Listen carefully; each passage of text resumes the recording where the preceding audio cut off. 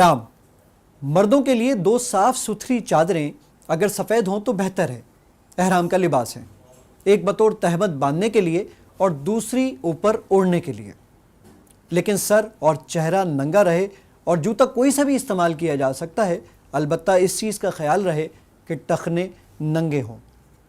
احرام کا لباس نیا ہونا ضروری نہیں بلکہ پرانا اور استعمال شدہ بھی پہنا جا سکتا ہے۔ یہ ایسا لباس ہے کہ جسے جتنی بار چاہیں استعمال کر سکتے ہیں۔ گھڑی، انگوٹھی، اینک، پرس اور بیلٹ وغیرہ پہننے میں کسی قسم کا کوئی حرج نہیں ہے۔ عورتوں کے لیے کوئی مخصوص احرام نہیں ہے، وہ جو بھی کپڑے پہنے ہوئے ہوں اسی میں احرام کی نیت کر سکتی ہیں، البتہ نہ دستانے پہنیں گی اور نہ نقاب باندھیں گی۔ سنن ابو داؤد کی حدیث نمبر 1825 میں یہی بات ذکر ہے۔ حج یا عمرے کا احرام باندھنے کے لیے احرام سے قبل غسل کرنا مستحب یعنی پسندیدہ عمل ہے، کیونکہ نبی کریم صلی اللہ علیہ وآلہ وسلم سے جامع ترمذی کی حدیث نمبر 830 سے یہی بات ثابت ہے۔ لیکن واضح رہے کہ سرتاپا صفائی یعنی زیر ناف بالوں اور بغلوں کی صفائی کو اس وقت تک مؤخر کرنا اور اس تاخیر کو مسنون سمجھنا قطعی طور پر درست عمل نہیں۔ اگر حاجی یا عمرہ کرنے والا مرد یا کسی اور وجہ سے غسل نہیں کر پاتا یا نہیں کر سکتا تو وہ غسل کے بغیر بھی احرام باندھ سکتا ہے اور اس کے حج یا عمرے میں کسی قسم کا کوئی خلل واقع نہیں ہوگا۔ یاد رہے کہ غسل کرنا مستحب عمل ہے، واجب نہیں ہے۔ احرام باندھنے سے قبل مرد بدن پر خوشبو لگا سکتے ہیں، اگرچہ بعد میں اس کے اثرات بھی باقی رہیں۔ حدیث سے یہ بات بھی ثابت ہوتی ہے، لیکن احرام باندھنے کے بعد کپڑوں پر خوشبو کا استعمال ممنوع ہے۔ حج یا عمرے کے لیے جاتے ہوئے راستے میں اگر کسی عورت کو زچگی ہو جائے یا حیض آ جائے تو اس کے لیے بھی غسل کرنا ضروری ہوگا بلکہ واجب ہوگا۔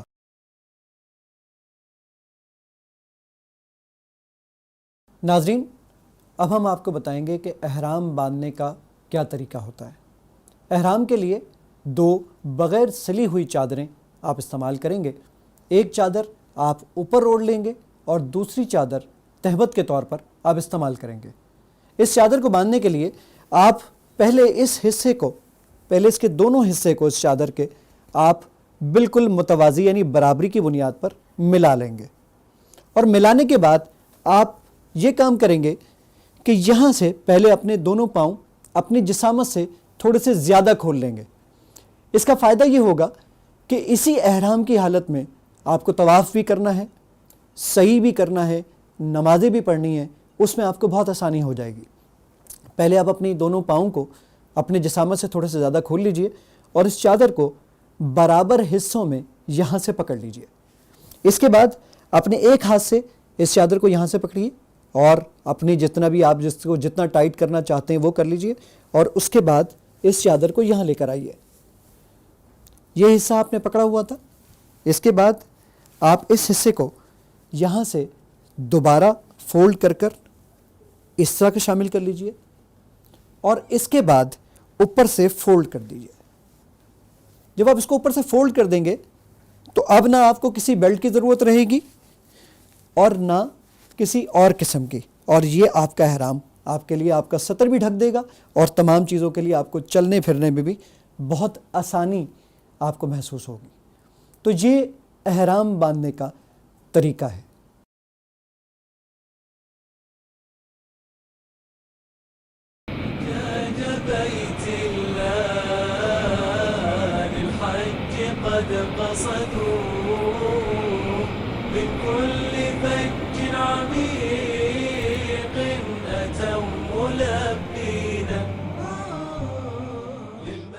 ناظرین، حجاز مقدس کے سفر کے لیے ہم جہاز میں بیٹھ چکے ہیں، اب باری آئے گی میقات کی۔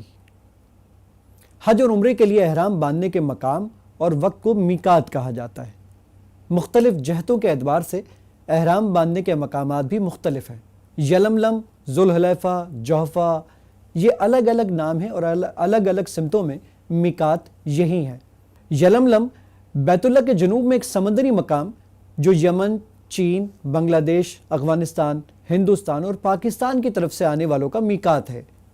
یہ مکہ مکرمہ سے 92 کلومیٹر کی مسافت پر واقع ہے۔ اسی طریقے سے ذوالحلیفہ مدینہ منورہ اور اس سے ملحقہ علاقوں کی طرف سے آنے والوں کا میقات ہے۔ اس کا موجودہ نام بیر علی یا آبار علی ہے۔ یہ مدینہ منورہ سے قریب تر ہے اور مکہ مکرمہ سے 450 کلومیٹر کی مسافت پر واقع ہے۔ آج کل حج اور عمرہ کے لیے زیادہ تر فضائی سفر کا استعمال کیا جاتا ہے، اس لیے مناسب ہے کہ روانگی کے وقت ایئرپورٹ ہی سے احرام کا لباس پہن لیا جائے۔ البتہ حج یا عمرے کا تلبیہ میقات سے گزرتے ہوئے شروع ہوگا۔ میقات کی حدود شروع ہونے پر ہوائی جہاز میں باقاعدہ اعلان ہو جائے گا، اور بعض لوگ جو ایک غلطی کرتے ہیں اس کی نشاندہی کرنا میں بہت مناسب سمجھتا ہوں اس موقع پر، کہ بعض لوگ جدہ پہنچ کر احرام باندھتے ہیں، جو کہ انتہائی لیول پر، انتہائی درجے پر غلط طریقہ ہے اور غیر مسنون بھی ہے۔ میقات کی ہوائی حدود ناظرین اب شروع ہوا چاہتی ہے، اس کا اعلان ہو چکا ہے، اور میقات پر آپ جو نیت کریں گے اس کے الفاظ یہ ہیں: احرام کے تلبیہ کی دعا۔ اللہم لبیک عمرہ۔ ترجمہ: یا اللہ، میں تیری بارگاہ میں عمرے کے لیے حاضر ہوں۔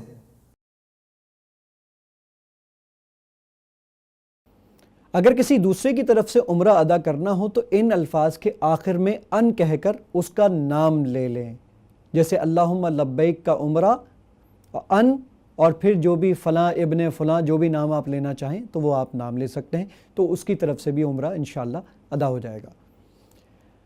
راستے میں موقع بموقع بلند آواز سے تلبیہ توحید پکارتے رہیں: لبیک اللہم لبیک، لبیک لا شریک لک لبیک، ان الحمد والنعمت لک والملک لا شریک لک، لبیک اللہم لبیک، لبیک لا شریک لک لبیک، ان الحمد والنعمت لک والملک لا شریک لک۔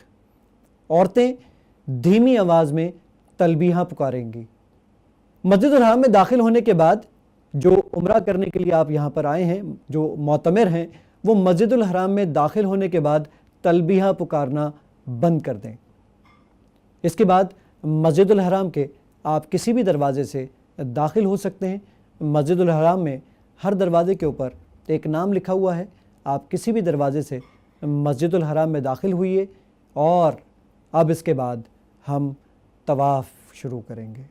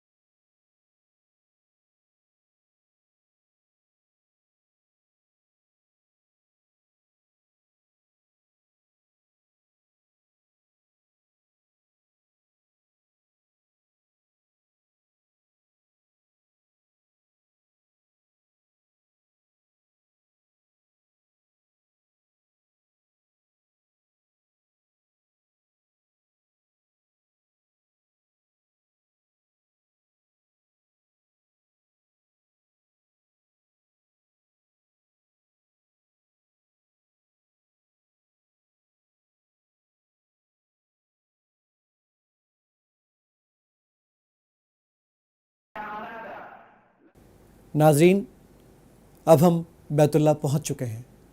اب ہم بیت اللہ کا طواف کریں گے۔ طواف بیت اللہ کے ارد گرد ثواب کی نیت سے حجر اسود سے حجر اسود تک 7 چکر لگانے کو کہتے ہیں۔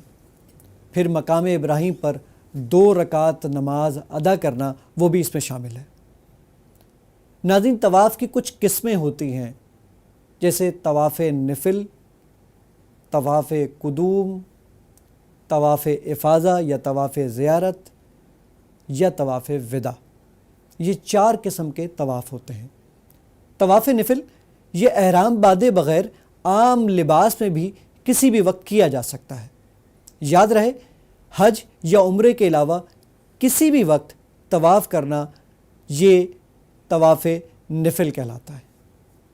طواف قدوم جب حاجی میقات سے احرام باندھ کر، خواہ وہ مدینے سے ذوالحلیفہ کے مقام سے احرام باندھ کر آ رہا ہے یا وہ اپنے ملک سے یعنی کسی سفر کے دوران میں حج سے جب وہ جہاز میں بیٹھ کر بیت اللہ تک پہنچ رہا ہے، تو اس کو طواف قدوم کہا جاتا ہے۔ یعنی میقات سے جو ہم احرام باندھ کر آتے ہیں اور آتے کے ساتھ ہی جو پہلا طواف کرتے ہیں اسے طواف قدوم کہا جاتا ہے۔ طواف زیارت یہ 10 ذی الحجہ کے دن یعنی عید الاضحیٰ کے دن جو حج کے ایک رکن کا حصہ ہے، وہ جو طواف کیا جاتا ہے اسے طواف زیارت یا طواف افاضہ کہتے ہیں۔ طواف وداع حج کے بعد مکہ مکرمہ سے رخصت ہونے سے پہلے ادا کیا جانے والا جو آخری طواف ہوتا ہے اس کو طواف وداع کہتے ہیں۔ ناظرین، کیونکہ ابھی ہم میقات سے آئے ہیں تو ابھی ہم یہاں پہ طواف قدوم کریں گے۔ طواف قدوم کے لیے کیا کیا چیزیں ضروری ہیں اور کیسے کیسے طواف قدوم کیا جاتا ہے، تو آئیے اس کو شروع کرتے ہیں۔ ناظرین، طواف قدوم کرنے سے پہلے آپ کو استباء کرنا پڑے گا، یعنی دائیں کندھے کو ننگا کرنا پڑے گا۔ مردوں کو چاہیے کہ طواف قدوم شروع کرنے سے پہلے احرام کی چادر دائیں کندھے کے نیچے سے نکال کر بائیں کندھے پر اس طرح ڈالیں کہ دایاں کندھا ننگا ہو جائے۔ اس کیفیت کو ناظرین استباء کہا جاتا ہے۔ یہ عمل صرف طواف قدوم میں ثابت ہے۔ یہ بات یاد رہے کہ یہ صرف اور صرف طواف قدوم میں کرنا ہے، نہ طواف زیارہ میں کرنا ہے، نہ طواف وداع میں کرنا ہے، اور نفل طواف میں تو آپ ویسے ہی احرام کی حالت میں نہیں ہوتے۔ اور یہ بھی بات یاد رہے ناظرین کہ اسے صرف 7 چکروں تک برقرار رکھنا سنت ہے، اس کے بعد نہیں۔ یعنی بہت سارے لوگوں کو دیکھا گیا ہے کہ وہ استباء کر دیتے ہیں، اپنے کندھے کو ننگا کر دیتے ہیں اور اس کے بعد اسی حالت میں نماز پڑھ رہے ہوتے ہیں، جو کہ شرعاً جائز نہیں ہے، کیونکہ نماز کی حالت میں دونوں کندھوں کا ڈھکنا ضروری ہے۔ استباء کرنے کے لیے آپ کو اپنا دانا ہاتھ یعنی اپنا دایاں ہاتھ اور یہ کندھا ننگا کرنا پڑے گا، اور یہ چادر اس طرح کر کر اپنا سیدھا کندھا ننگا کر دیں گے۔ اس کو استباء کہا جاتا ہے، جو طواف قدوم کے وقت میں ہمارے لیے کرنا لازم ہے۔ ناظرین، طواف کی ابتدا حجر اسود کو بوسہ دینے یا اسے ہاتھ لگا کر ہاتھ کو چومنے یا کسی لاٹھی یا لکڑی سے اس کو چھونے اور اس کو چومنے یا صرف اس کی جانب ہاتھ کا اشارہ کرنے سے کرنی چاہیے۔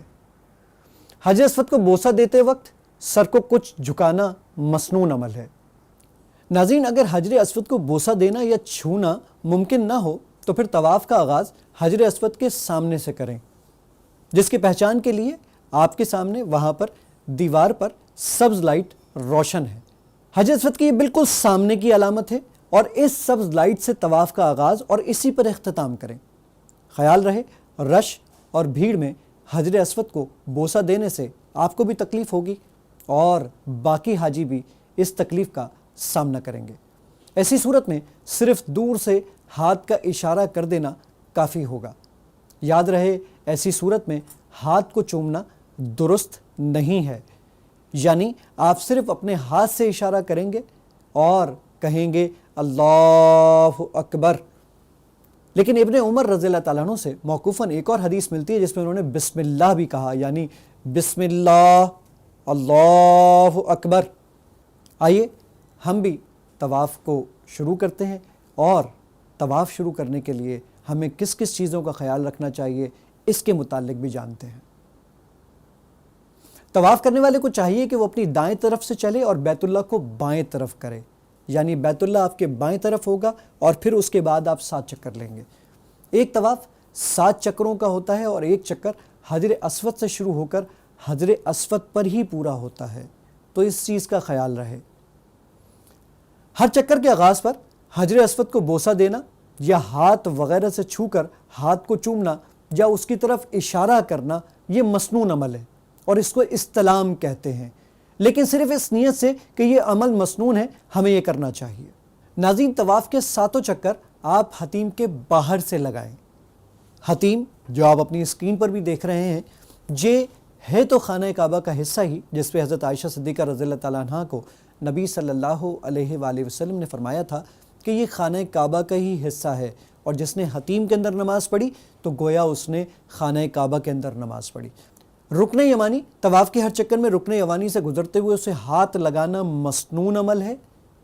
یہ نبی صلی اللہ علیہ وآلہ وسلم کی سنت سے ثابت ہے، اور اگر بھیڑ کی وجہ سے رکن یمانی کو چھونا مشکل ہو تو بغیر ہاتھ لگائے گزر جائیں، لیکن وہاں رک کر رکن یمانی کی طرف اشارہ کرنا، یعنی استلام کرنا، ہاتھ کا اشارہ کرنا، یہ ثابت نہیں ہے، لیکن اس کو ہاتھ لگانا یہ نبی صلی اللہ علیہ وآلہ وسلم سے ثابت بھی ہے۔ اور رکن یمانی سے لے کر حجر اسود کے درمیان میں ایک دعا بھی آتی ہے، ربنا آتنا فی الدنیا حسنۃ وفی الآخرۃ حسنۃ وقنا عذاب النار۔ یہ بھی نبی صلی اللہ علیہ وآلہ وسلم کی سنت سے ثابت ہے کہ آپ رکن یمانی سے لے کر حجر اسود کے درمیان میں یہ دعا پڑھا کرتے تھے۔ ناظرین، یہ تو تمام وہ چیزیں تھیں اور تمام وہ باتیں تھیں جو آپ کے گوش گزار کرنا مقصود تھا۔ اب آئیے ہم اس پاک گھر کا طواف شروع کرتے ہیں۔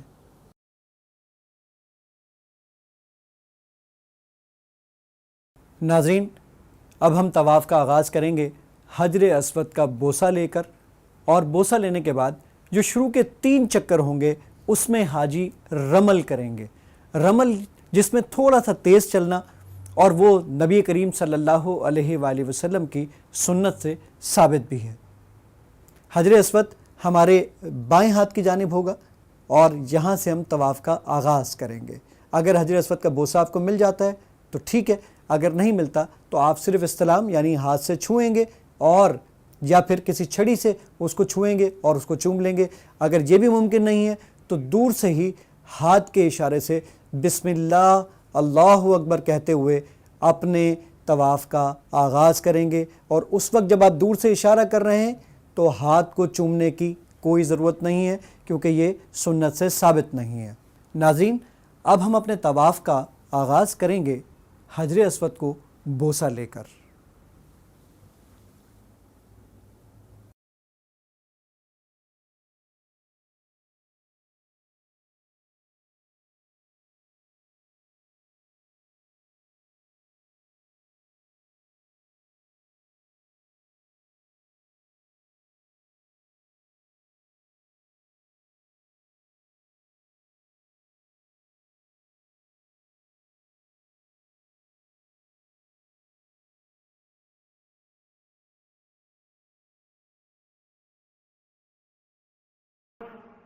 حجاج بيت الله للحج قد قصدوا من كل فج عميق أتوا ملبين للمال والأوطان وأهلهم تركوا حجاج بيت الله للخير راجين الشوق يحملهم لدمعهم ذرفوا شوقا إلى عرفات ومكة ومنى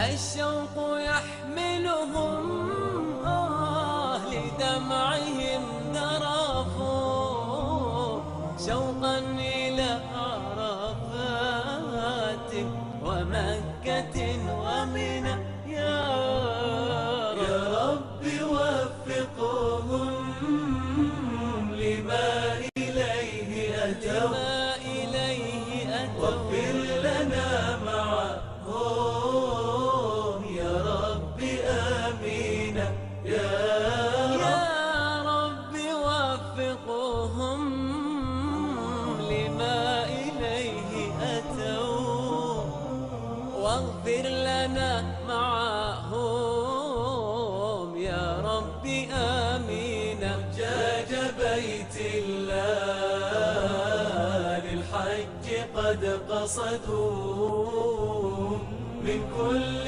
فج عميق أتوا ملبين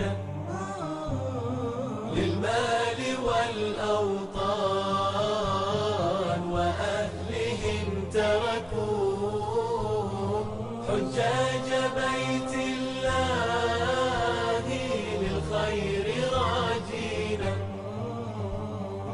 الشوق يحملهم لدمعهم ذرفوا شوقا إلى عرفات ومكة ومنى الشوق يحملهم لدمعهم ذرفوا شوقا إلى عرفات.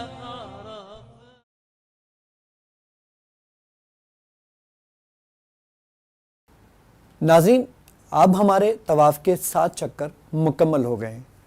اب ہم نے 2 رکعت مقام ابراہیم پر نماز ادا کرنی ہے، اور صحیح مسلم کی حدیث نمبر 1218 کے مطابق پہلی رکعت میں سورہ کافرون یعنی قل یا ایھا الکافرون، اور دوسری رکعت میں سورہ اخلاص یعنی قل ھو اللہ احد پڑھنی ہے۔ نبی کریم صلی اللہ علیہ وآلہ وسلم نے حجۃ الوداع میں ایسا ہی کیا تھا۔ ناظرین، اگر مطاف مقام ابراہیم کے بالکل پیچھے جگہ نہ مل سکے تو مسجد الحرام میں کسی بھی جگہ طواف کی یہ 2 رکعت نماز ادا کی جا سکتی ہے۔ سیدنا عمر رضی اللہ تعالیٰ عنہ کے عمل سے یہ بات ثابت ہے، اور سنن بہقی کے اندر حدیث نمبر 90 میں اس کا ذکر ملتا ہے کہ آپ رضی اللہ تعالیٰ عنہ نے طواف کی 2 رکعتیں مسجد الحرام سے بھی باہر وادی ذی طویٰ میں ادا فرمائی تھیں۔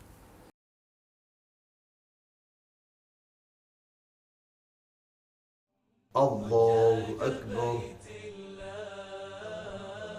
للحج قد قصدوا من كل فج عميق أتوا ملبين للمال والأوطان وأهلهم تركوا حجاج بيت الله للخير راجين الشوق يحملهم السلام علیکم ورحمۃ اللہ، السلام علیکم ورحمۃ اللہ۔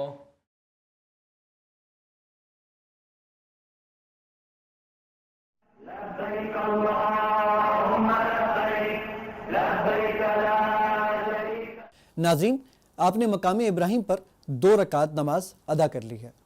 اب طواف کی ان 2 رکعتوں کے بعد حدیث کے مطابق یعنی مسند احمد کی حدیث نمبر 72 کے مطابق طواف کی ان 2 رکعتوں کو مکمل کرنے کے بعد آپ نے خوب سیر ہو کر زمزم کا پانی پینا ہے، اور تھوڑا سا پانی اپنے سر پر بھی ڈالنا ہے۔ حجاج بيت الله للحج قد قصدوا من كل فج عميق أتوا ملبين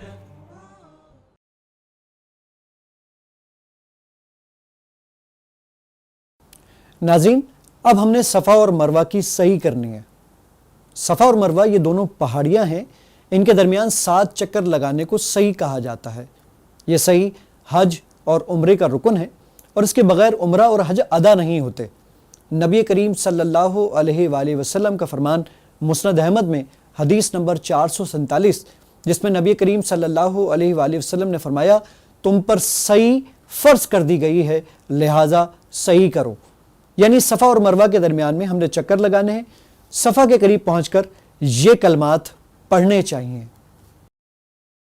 ان الصفا والمروة من شعائر الله فمن حج البيت او اعتمر فلا جناح عليه ان يطوف بهما ومن تطوع خيرا فإن الله شاكر عليم۔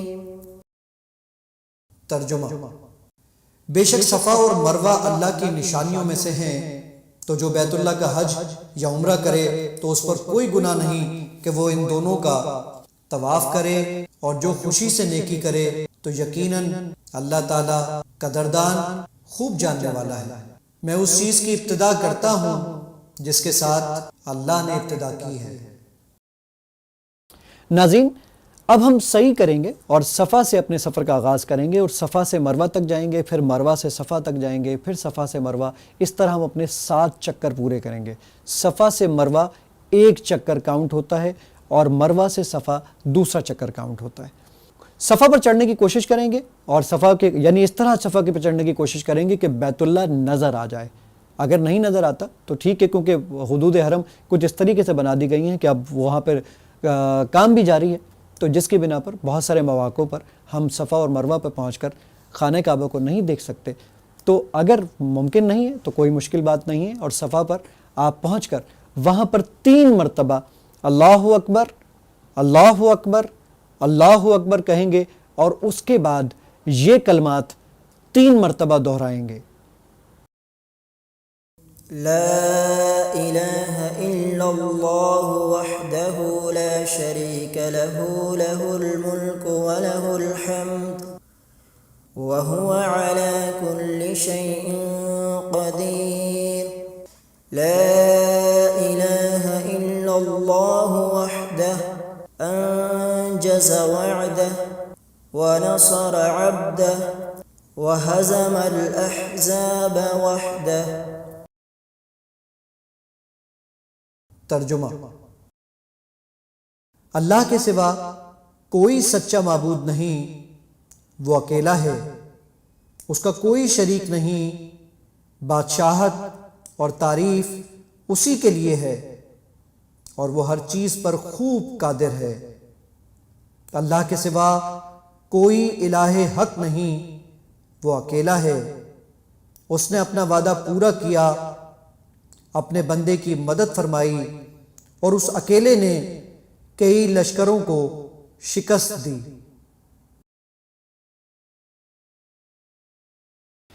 اس موقع پر ناظرین جو آپ نے یہ دعا آپ نے سن لی، اس دعا کے بعد آپ اس موقع پر اپنے لیے بھی مزید دعائیں بھی کر سکتے ہیں، اپنی زبان میں بھی دعائیں کر سکتے ہیں، اور پھر صفا سے مروہ کے درمیان میں آپ صحیح کا آغاز کریں گے۔ اور ناظرین اس میں ہم ایک اور کام بھی کہ اس دوران میں آپ اپنی جو الفاظ میں آپ دعائیں کرنا چاہیں وہ بھی کر سکتے ہیں، اور اس کے علاوہ یہاں پر صفا اور مروہ کے درمیان میں اور مروہ اور صفا کے درمیان میں کچھ سبز لائٹیں لگا دی گئی ہیں، جہاں پر حاجی کو تیز تیز تھوڑا سا چلنا اور بھاگنا پڑتا ہے، لیکن یہ صرف اور صرف مردوں کے لیے حکم ہے، تو مرد اس سبز لائٹ کے دوران میں ذرا سا تیز چلیں گے یا تھوڑی سی دوڑ لگائیں گے۔ تو آئیے ناظرین ہم بھی اپنی صحیح کا آغاز کرتے ہیں۔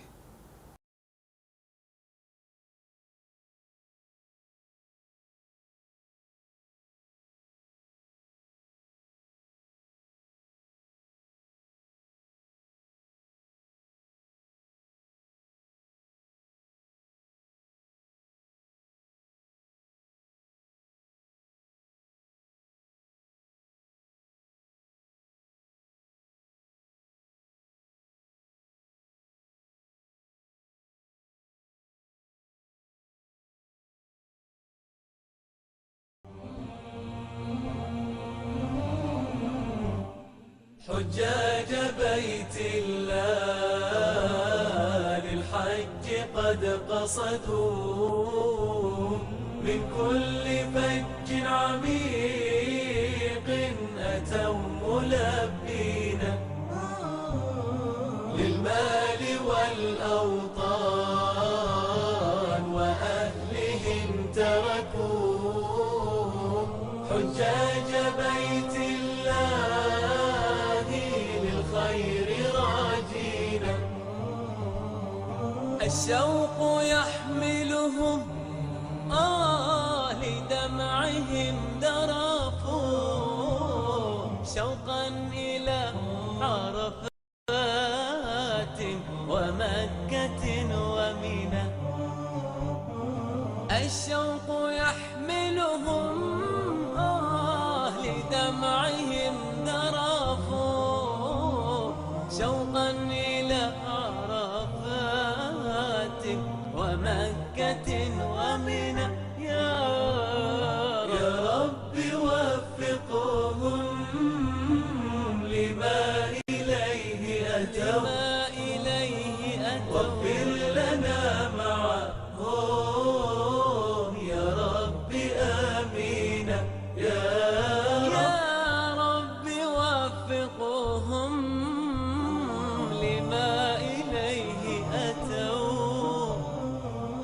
واغفر لنا معهم يا رب آمين. حجاج بيت الله للحج قد قصدوا من كل فج عميق أتوا ملبين للمال والأوطان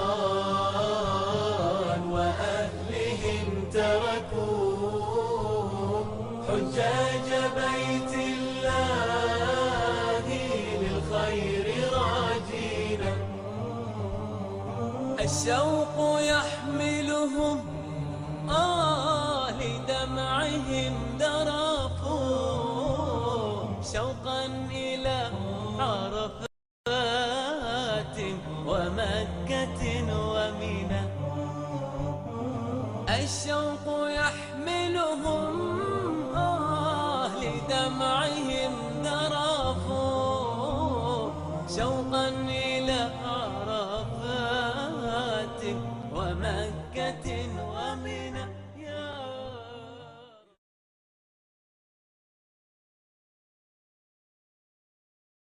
नाज़रीन, सफ़ा व मरवा की सई के बाद अब हम बाल को मुंडवाएंगे। कतरवाना भी साबित है और मुंडवाना ज़्यादा अफजल है, तो बालों को मुंडवाएंगे और इसके साथ ही हमारा उम्रा मुकम्मल हो जाएगा और आप एहराम की जो पाबंदियां आप पर आयद थीं, आप उससे भी निकल जाएंगे और आप एहराम अपना उतार सकते हैं।